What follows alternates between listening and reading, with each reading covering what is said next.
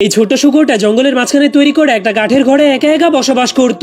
কিন্তু একদিন সে যখন তার খাবার রান্না করছিল তখন একটা চালাক নেকড়ে তার পায়ের ছাপের পিছু করতে করতে চুপচাপ তার দরজার সামনে পৌঁছে যায়। কিন্তু তখনই নেকড়েটা চালাকি করে তার দরজার সামনে কান্না করতে করতে বলতে শুরু করে, প্লিজ দয়া করে আমাকে তোমার ঘরে ঢুকতে দাও, না হলে আমি ঠান্ডায় জমে মরে যাব।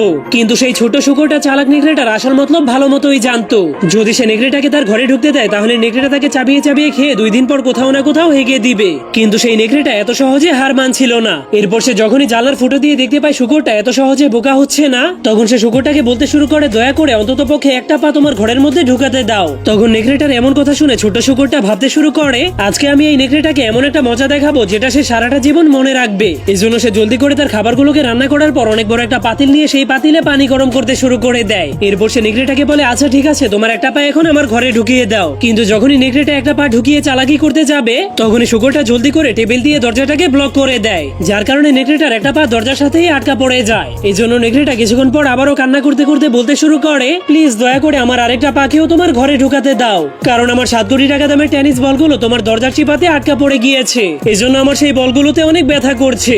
যা শোনার পর ছোট শুকরটা কিছু না বলে টেবিলটাকে একটু সরিয়ে দিলে নেকড়েটা তার দ্বিতীয় নাম্বার পাটাকেও ঘরে ঢুকিয়ে দেয়, যার ফলে নেকড়েটার অর্ধেক বডি শুকরের কন্ট্রোলে চলে যায়। এই জন্য নেকড়েটা কিছুই করতে পারছিল না, যার কারণে নেকড়েটা কিছুক্ষণ পর আবারও বলতে শুরু করে, প্লিজ দয়া করে আমার এই সামনের 2টা পাকেও ঘরে ঢুকাতে দাও, না হলে কিন্তু আমি এই প্রচন্ড ঠান্ডায় মরে যাব।